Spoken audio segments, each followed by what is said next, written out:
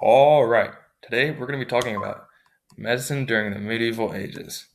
First, let's take a look at the theory of humors.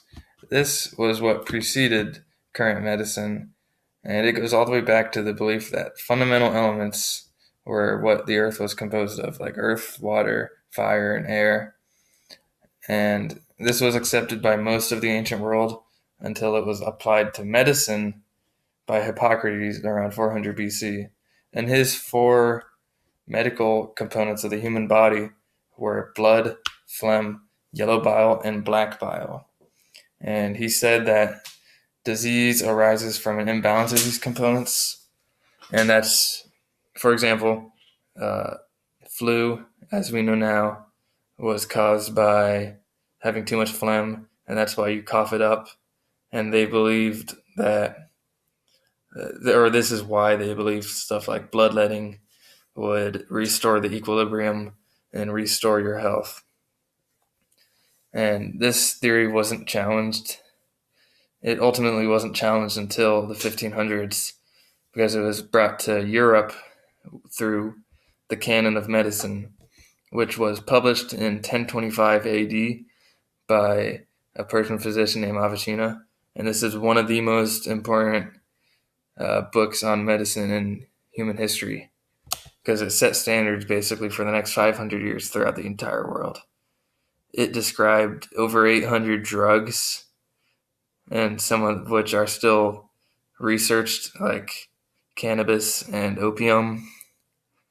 And it also described certain surgical procedures, and it described how to make some of the drugs. It was extremely thorough.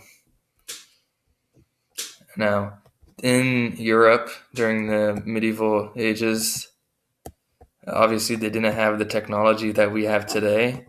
So hospitals, rather than curing every patient, were a little bit more like hospices, where they would just take care of people at the end of their lives, and they would do everything they could to give people the best quality of life they can. And sometimes it was for people who weren't even in medical need, but like financial sometimes, and sometimes just people who had nowhere to go, basically.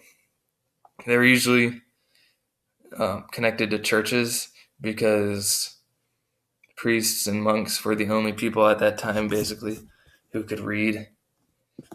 So most medical institutions and most research took place at churches.